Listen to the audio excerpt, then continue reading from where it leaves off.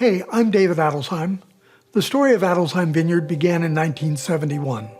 That was the year that Ginny and I decided to risk our life savings on a piece of property in Oregon's North Willamette Valley. Looking back now, we were one of just 10 families that made wine before 1980 from grapes planted on our properties in that region. To celebrate the 50th anniversary of what became our first vineyard, we wanted to tell our story. But we quickly realized that the only way to truly tell our story was to tell the stories of that entire first generation. Our winery team proposed an idea, a series of video conversations with the founders of those first 10 wineries and me. I loved it and set to work contacting my old friends. In each interview, we wanted to go beyond their widely known histories to discover who these people really were and what led them to build our uniquely collaborative, and at least from today's perspective, incredibly successful wine industry. This is our shared story.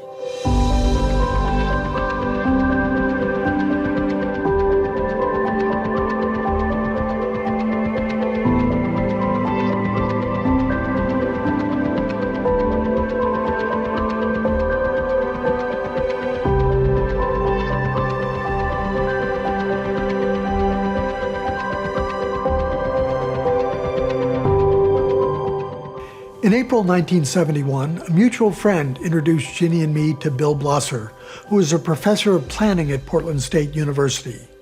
We met with him in his office and learned that he and his wife Susan had recently purchased property for a vineyard in the Dundee Hills.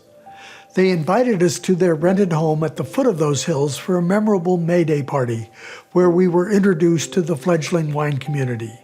David and Diana Lett of the Eyrie Vineyards were there too.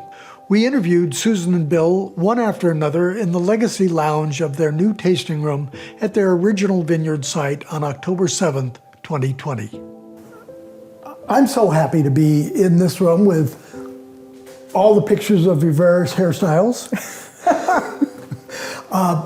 but more important, the pictures of your journey. And I really, as we're doing in these interviews, I really want to focus on the very beginning of this. And in fact, the time before we met you, before you bought the first piece of property, your family was pretty critical to the success of this winery, financially, but perhaps emotionally and with some of the passion coming from them.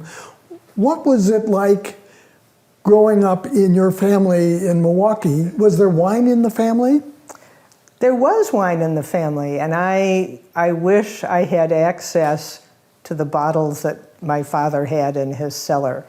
He had his own company, he was in the leather business, and he went to France every year for La Semaine de Cuir, the leather week.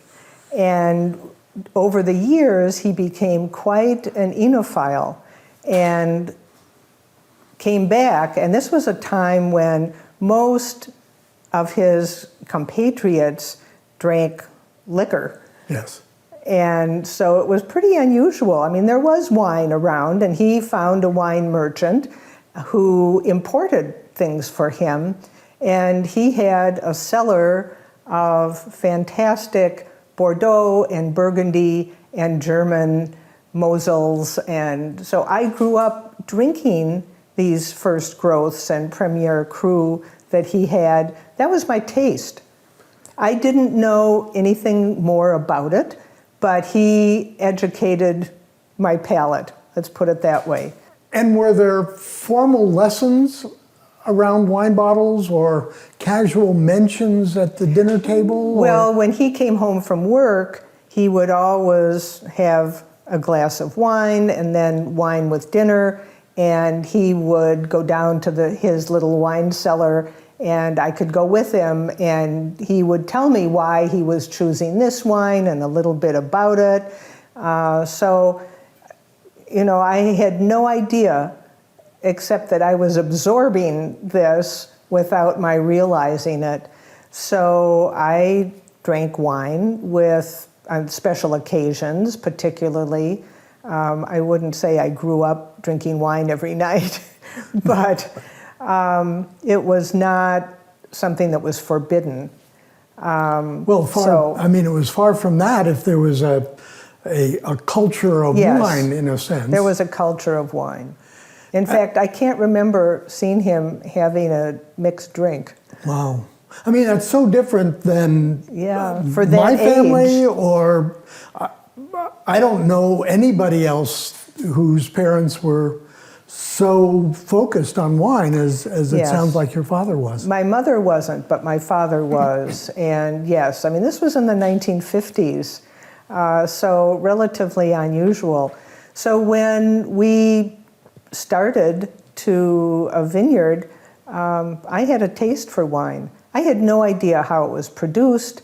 I didn't pay that much attention to labels, except that now when I hear them, I remember what my father loved.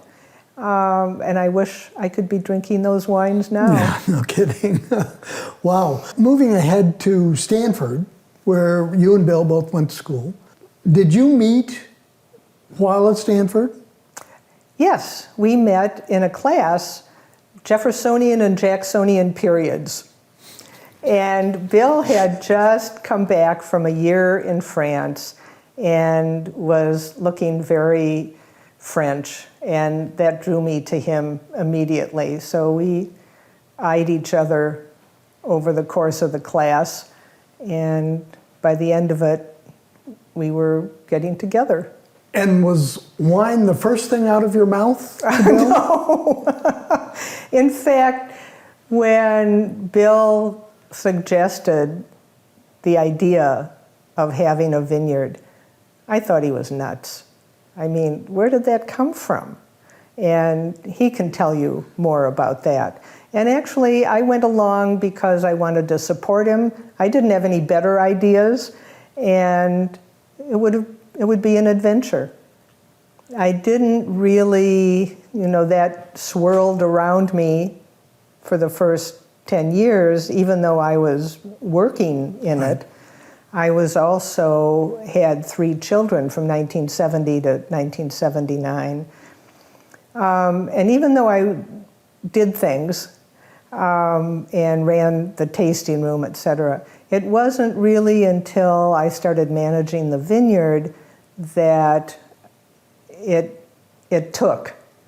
And I became really passionate about our place on the earth, so to speak.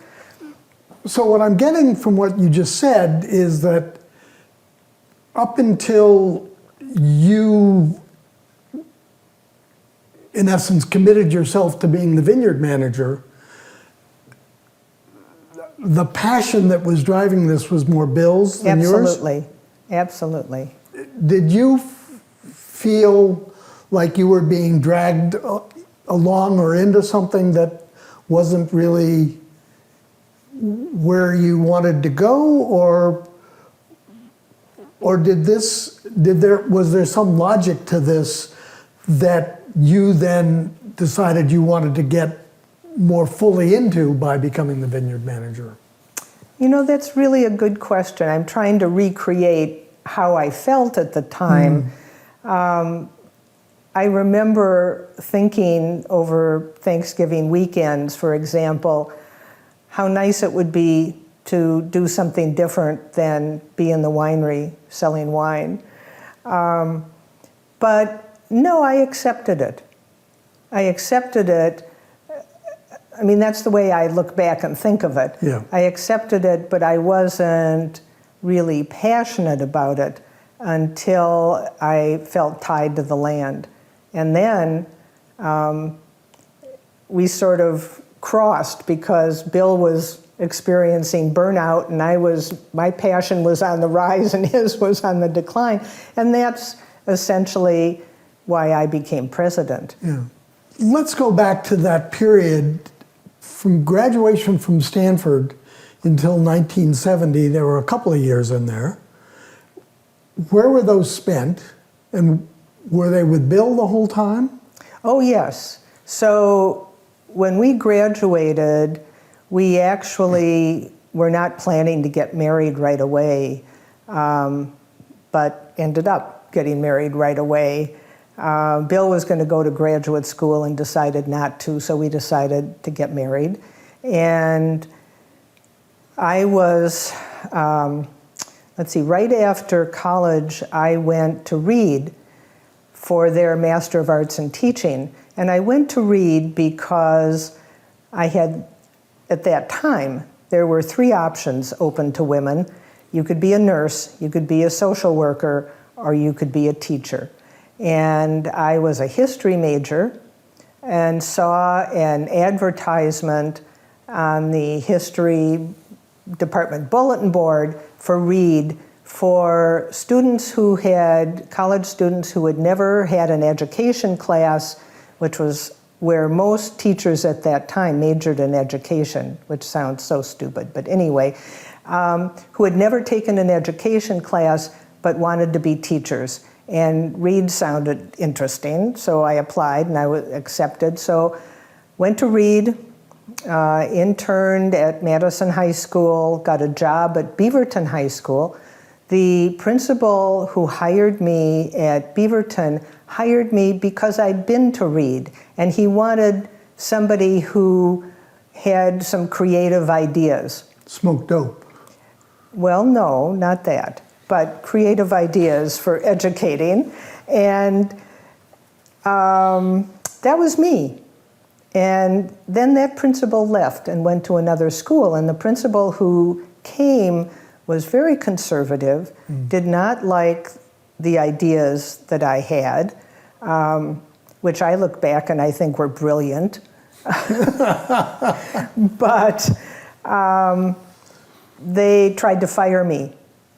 And this was a time when the teachers union was in its very early stages. They defended me, and it became a cause célèbre, and it was really a terrible ordeal for me. I look back and I think my public relations were so bad at that time. I could have done all these things if I had been a little more diplomatic instead of just charging ahead and doing my thing. But anyway, they offered to reinstate me and move me to another school. By that time, Bill had applied for the graduate program at the University of North Carolina planning school to get his master's of city and regional planning. We went to North Carolina for 2 years, where I worked in the private manuscripts collection in the basement of the library called the Southern Historical Collection. I thought I was in heaven because Southern history had been my field in college. Oh, wow. And I'd still be there, But anyway, it's interesting how things build on one another, because my experience there is what led me to suggest to Linfield that they have the wine archives, because I realized how important early papers can be. So we came back to Oregon because Bill got a job at Portland State teaching planning, and I was pregnant. So that was 1970, I guess. And still no commitment. It was on the way back in our Volkswagen camper, driving back to Oregon, that Bill suggested, what do you think about starting a vineyard? And that's when I looked at him and thought maybe the miles of driving had taken its toll. So you arrive in Oregon. Right, and we started looking. We rented a house and started looking. The big decision was, did we want to be in California or Oregon if we had a vineyard? Bill was from California. He knew it well. He made some trips down there. We finally decided, it was a decision between buying land in a place that had an established wine industry or a place that had nothing but potential. So, being young and foolish, we chose the place with nothing but potential. And the funny thing was, we stopped in a real estate office in Newburgh to ask about grape property, and the guy had no idea what we were talking about. The other person, but he said, there's this guy over there who's looking for the same thing, and it was Gary Fuquay, who was one of the early vineyardists. Yeah. And then the real estate agent said, you know, there's this crazy guy up on Warden Hill Road who I think is starting a vineyard. You might go see him. And that was Dick Erath, and that's how we met Dick. You met Dick before you found the piece of property. I think so. Bill would know Okay. what the exact chain of events would be. We had gone down to visit Richard Summers in Roseburg. Right. So we did a lot of, I mean, we were two liberal arts graduates. We knew how to do research. We did a lot of research. And we eventually found this beautiful little 18 acres that was a dilapidated prune orchard. The trees had all fallen over in the Columbus Day storm, and we hadn't been here during the Columbus Day storm. It sounded like it had been the year before because people talked about it with such immediacy. Turns out it was 10 years before. Yeah. But it was so strong, so in people's memory that it seemed like as if it had been yesterday. Yeah. And that was the piece on Bremen Bremen Orchards, right? And Which below at the that, time was Route 2. Route 2? Route 2, yes. Wow. You were way ahead of us. We were Road 102 or something. You found this piece of property. You were still living in Portland at that point? Yes. We were still in the rented house. And in fact, I was very pregnant because we signed the deed on the property and had our first child in December 1970 within 2 weeks of each other. Wow. Life-changing, as they say. In so many ways. Yeah, no kidding. At some point, you had met Diana Lett, too. So we moved out to The rental Dayton. house at the... rented a house, $100 a month, and it was a big old house across from a turkey farm, and the turkeys at that time were outside all year. There were no sheds, and they smelled. Yeah, Let me just gonna say, they smelled, particularly during the hot summer. But, and it was a very drafty house. We had cats, and we would have there was a window above our bed, a long window, and we had it open at night during the summer. And I remember more than once, our cat would leap in through the window with a big gopher in its mouth, right over my head. You know, I would wake up just to see this coming what down. gift was coming in? That's right. So they just taste better inside. What can I say? So that's where I learned to farm. I had a big garden. And to show you how on farmer I was, I had a burpee catalog. And I just ordered all the seeds that looked they looked beautiful in the catalog. And I'd plant them, or I wanted to plant them, and the instructions said, plant in full sun, or or I read someplace that you should plant in a new moon or in a full moon. And I wondered whether that meant you wait until the moon is out and then you plant. I mean, I took it literally, you know. Anyway, that was my first introduction to farming. And when you moved out there, you must have met Diana very early. Well, Diana we Lett. met Diana when we bought the property, and we okay. started Because it was- clearing it because they were right next door. Right. And Diana actually kept Nick, who was 3 years old when I went to the hospital in the middle of the night with Alex when he was born, 1974, the very beginning, January 1974. So we saw each other. We never became good friends. Our lives were both so taken up with our own families and so forth, but we certainly were friendly, and it was nice to have someone next door. Well, and she remembers at least 2 different trips to Contemporary Crafts Gallery.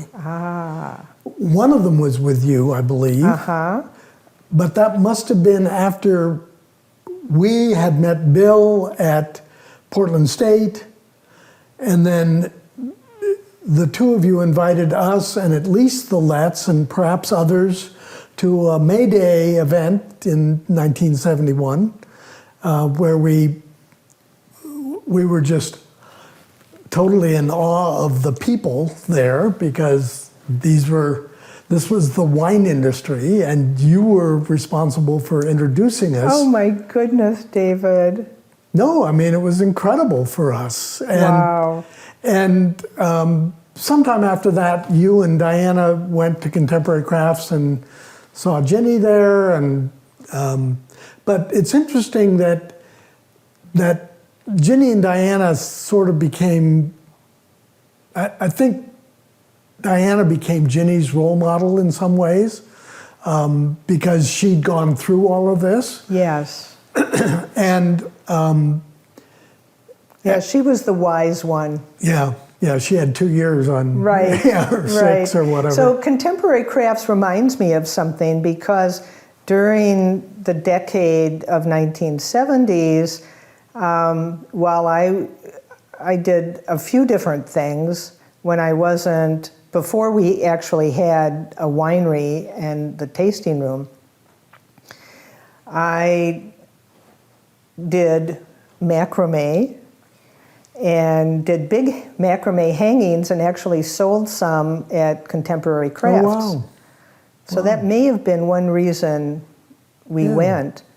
I taught needlepoint at the local yarn store. I taught American history at Linfield as an adjunct teacher. I worked at the News Register as a reporter. They paid me 25 cents an inch. And was this because you needed money, because you needed an outlet for creativity? And Yeah, it was not enough money. In fact, it was because I needed an outlet. Yeah. In fact, the last job I had was teaching at Linfield, and I really loved it. I managed to turn teaching one class into a full-time job and was a week ahead of my students in preparing. I never taught the same class twice, so I was always in that position. But they didn't pay me diddly squat, and I was needed at the vineyard, so I stopped. And in essence, you worked almost up until you became the vineyard manager. I worked until outside until we started the winery, because at that time Bill was still working in town, and so I ran the tasting room on weekends and did some work in the vineyard. That really brings me to the organization of Sokol Blosser in a certain sense. Many of the people that started wineries were, in essence, home winemakers or enthralled with the idea of wine, and that's what they wanted to do. And it was largely guys, but in the couple, the guy was almost always the winemaker. That isn't what happened at Sokol Right. Blosser. And I'll certainly ask Bill about that, but What led you, from your perspective, to go from planting grapes to deciding in '77 or before that that you wanted to be in the wine business, not just the grape business? Well, that was a big leap because our job, our goal was to have a vineyard. And that's what interested Bill and interested me, was the agricultural part of it. And I look back and I think, we were part of the Back to the Land movement of the early 1970s. Mm-hmm. A lot of young professionals were going back to the land, and we had enough of the Horatio Alger in us that we started a business instead of a commune. Right. Right. But it was really my father who urged us to start a winery and was willing to invest in it when he saw we were serious. After 4 years, he was willing to invest, talk my brothers into investing.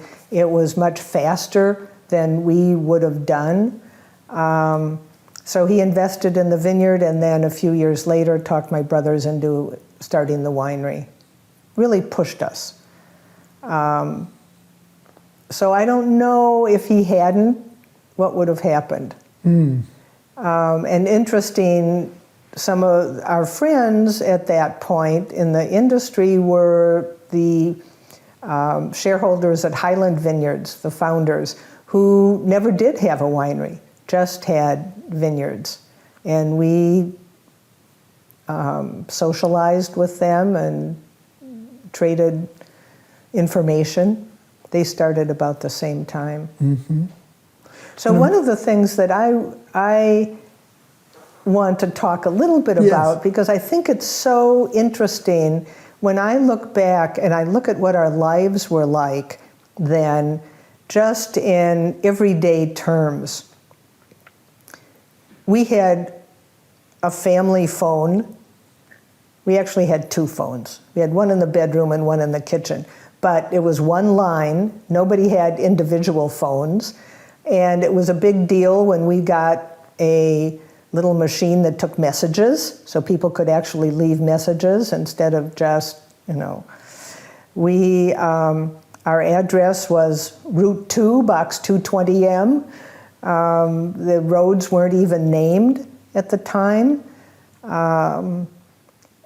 We had Bill's old 1954 Chevy pickup, which we bought another car too, but he drove that to work and I drove the pickup.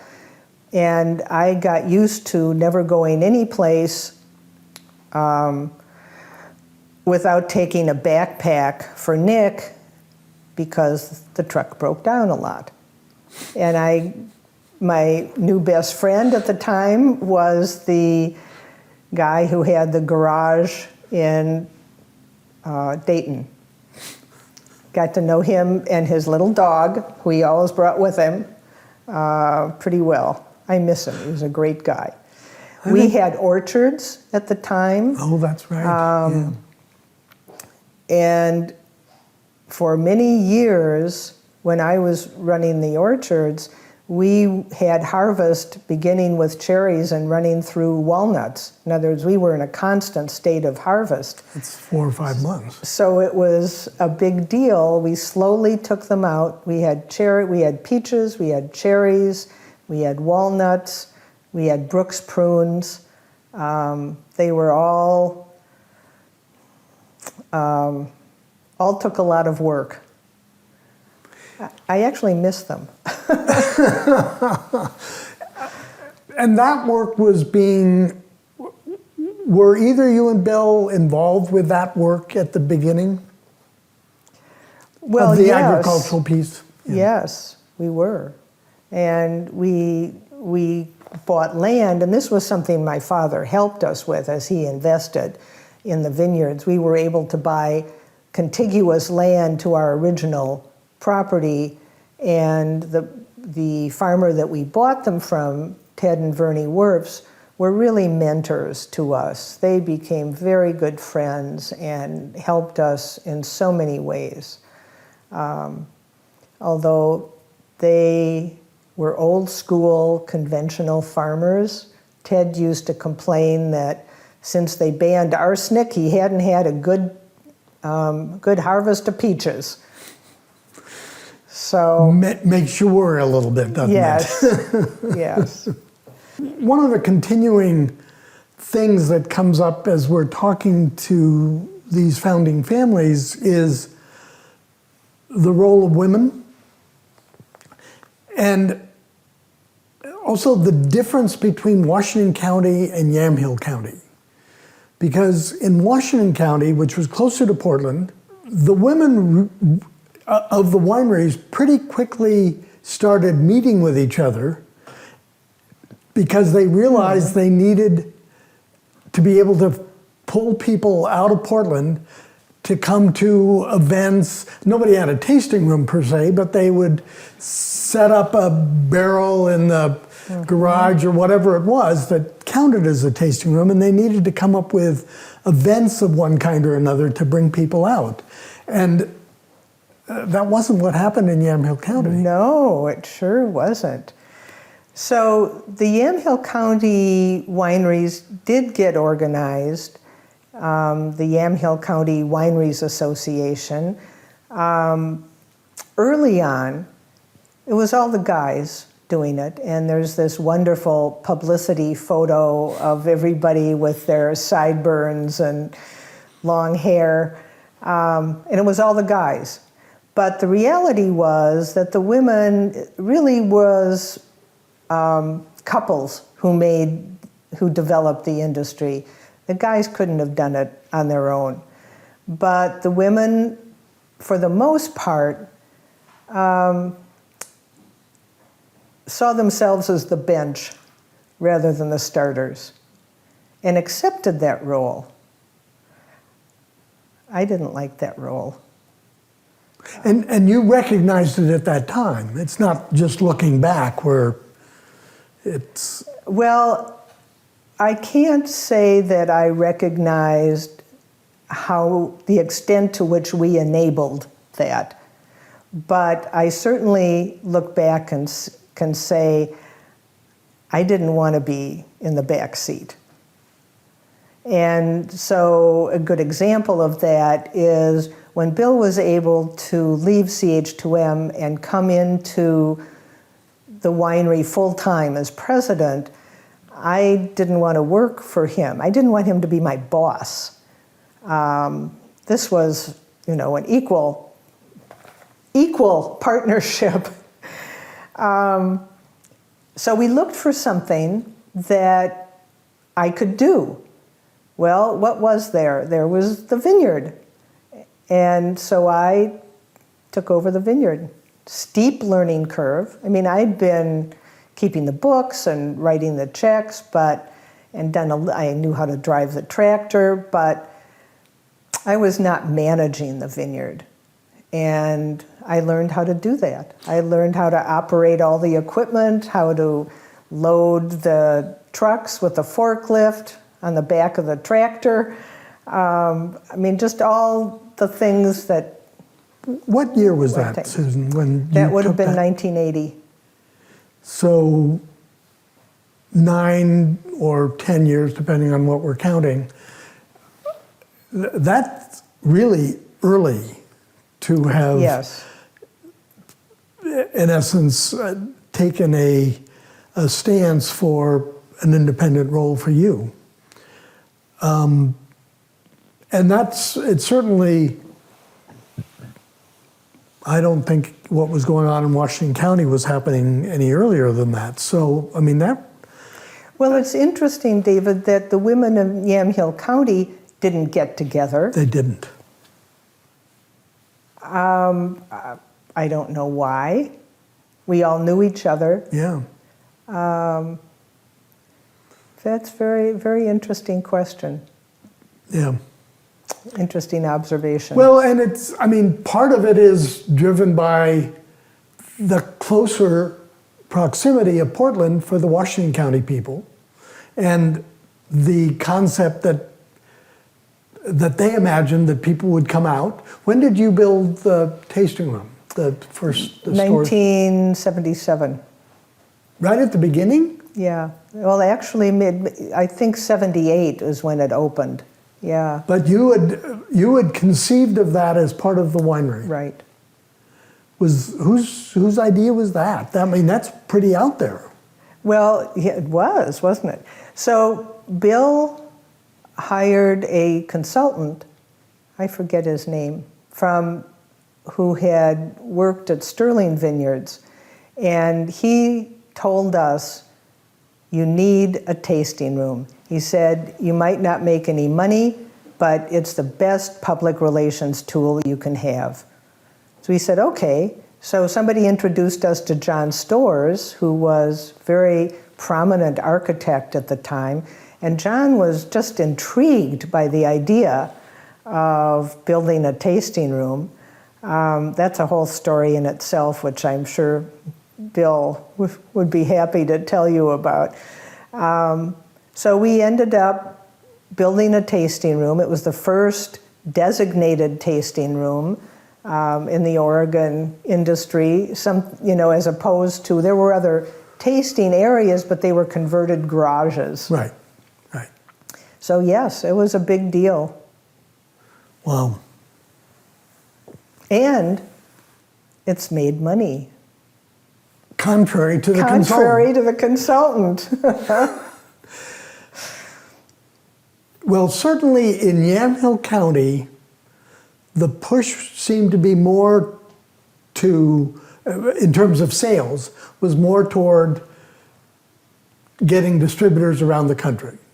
And many of us were accumulating distributors and selling no wine at the winery, maybe doing something on Thanksgiving. Mm-hmm. And if they were beating hard enough, maybe one other time of the year. But we were not focused on selling to consumers, which, as the consultant said, was important from a PR standpoint or a marketing standpoint, not just selling.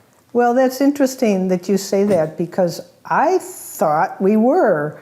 I thought that the big Thanksgiving tasting, the holiday tasting, the Memorial Weekend tasting, the maps that we did, at one point we had just a Yamhill County map. Yep.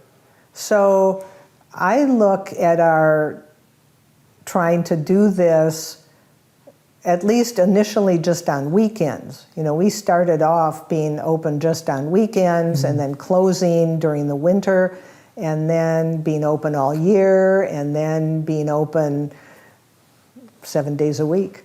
Yeah. I want to look at a whole other aspect of what you have done, which is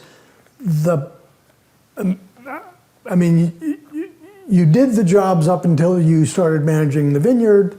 You went from managing the vineyard to eventually becoming president when Bill was sick and tired of all that. But you ran for the legislature on 2 different occasions. 3 different occasions? Apparently can't count either. 3 different occasions, as I was saying. And you were the first director of the International Pinot Noir Celebration. I mean, there's this whole other side of you that may have to do with the wine business, but not your wine business. Where did that come from, and was that always part of who you thought you were supposed to be or wanted to be? Well, first I have to say I ran for the legislature so many times that people actually think I was in it. That's happened to me. People have referred to that a number of times. It's true. I have always had a life outside of the winery. I was on the board of Marylhurst College. I was on the board of OMSI. I was on the board of the Nature Conservancy. Number of different organizations that were important to me. And I guess I've always had a community service gene inside. I don't know where it came from, but it's there. Were either of your parents involved in that way? No, that's why I say I don't know where it came from.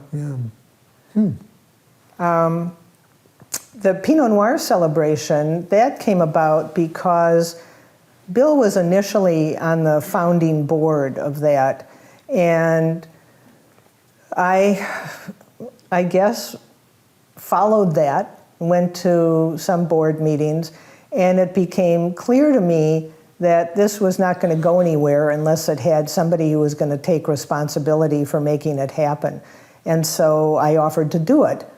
And it was a paid position. Not very much, but it was a paid position. And what I remember about that is that it was the way that came about was really kudos to you and to David Lett, who were able to bring in the Burgundians and the California wineries. You were the guys who had the contacts, who had the international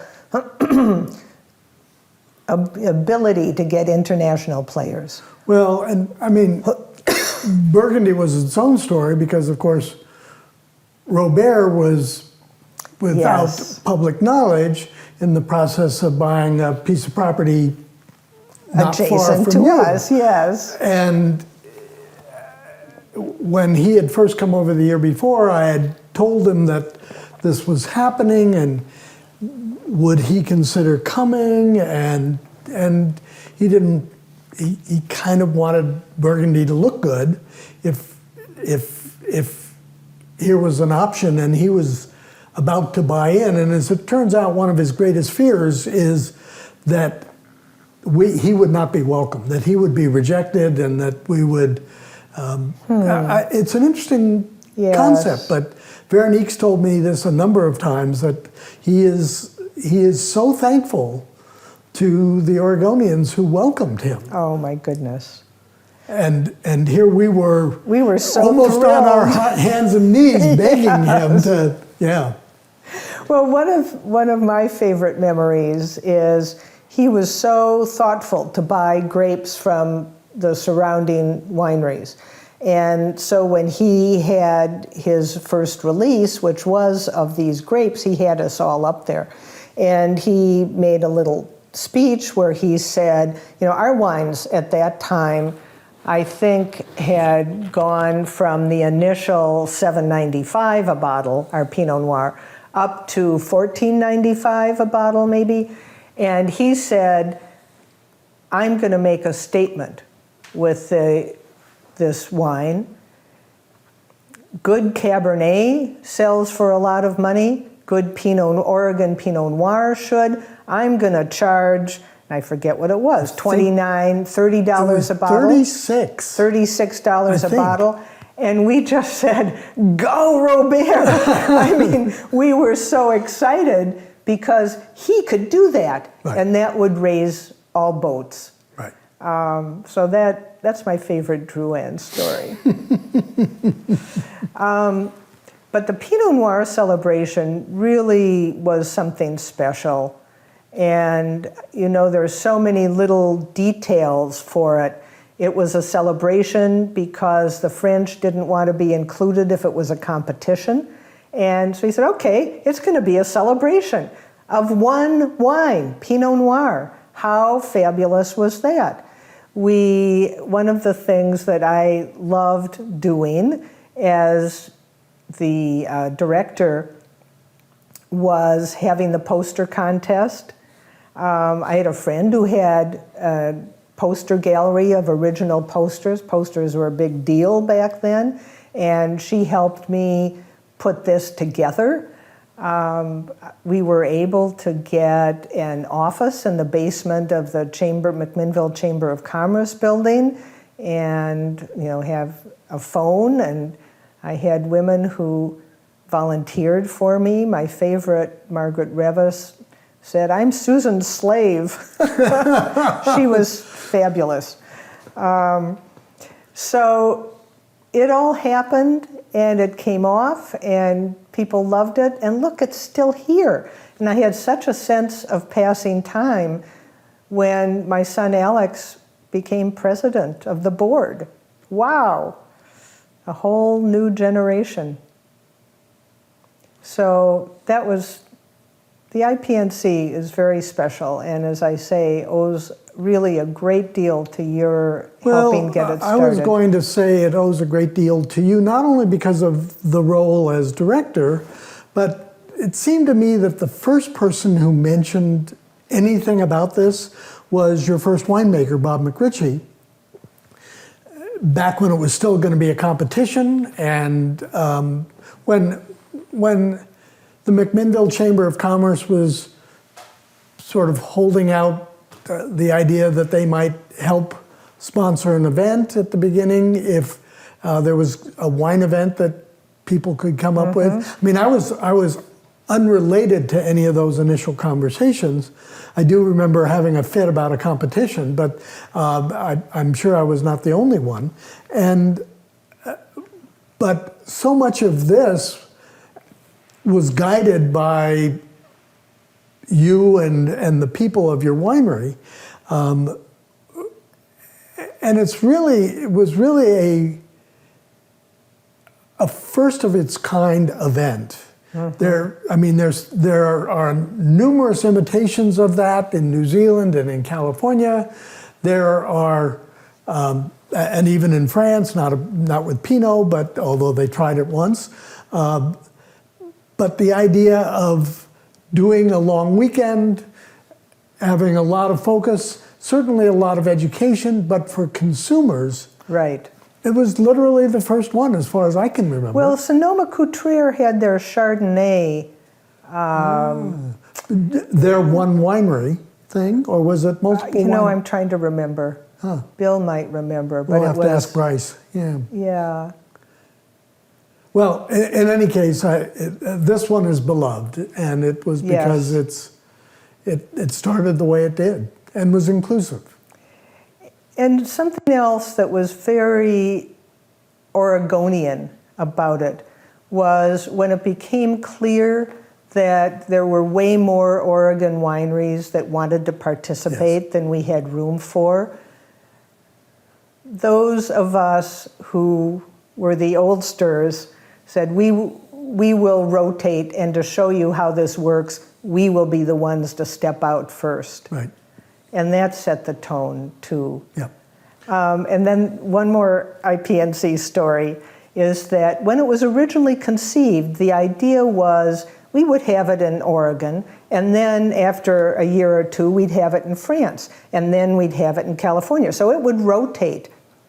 So after a year or two, I don't remember who did this, you might remember, said to the French, "It's your turn."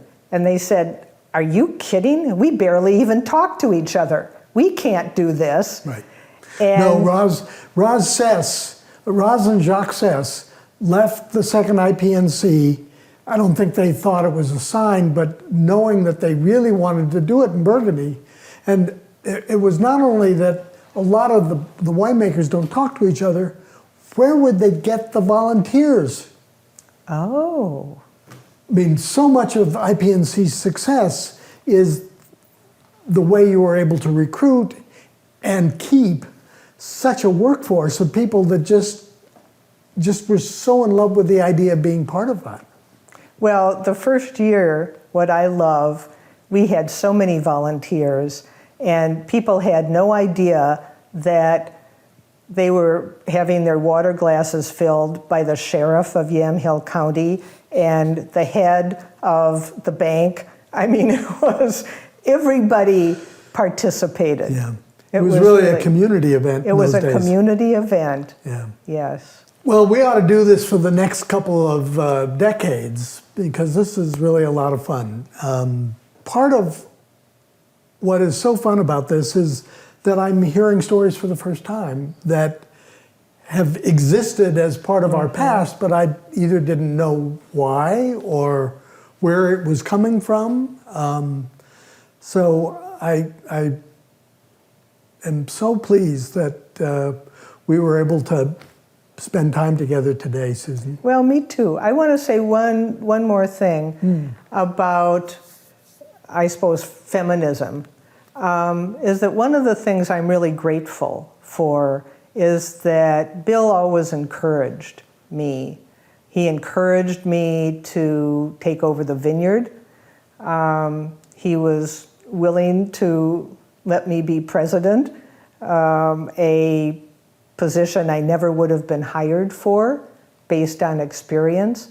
And when I did start full-time in the vineyard, he said, since you're working full-time now, or close to full-time and taking care of the kids, I think we should share the cooking.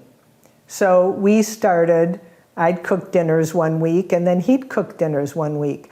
And I have to say, this raised the level of food in our house. It was a competition? There was unspoken competition, but that I really appreciated that.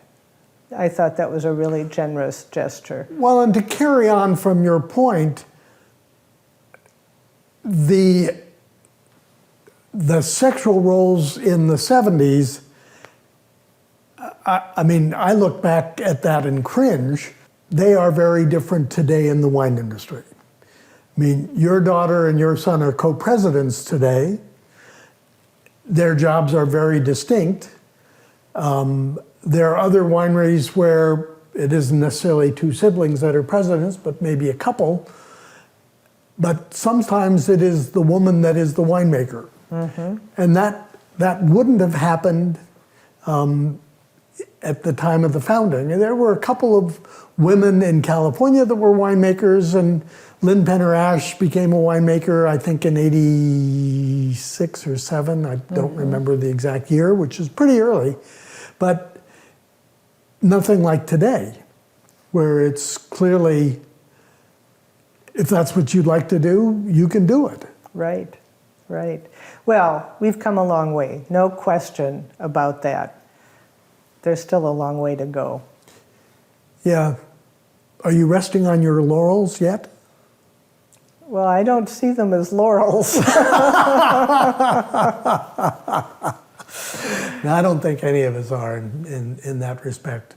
Susan, thank you for opening a bottle of wine and for sharing Well, so many cheers thoughts. to you, David.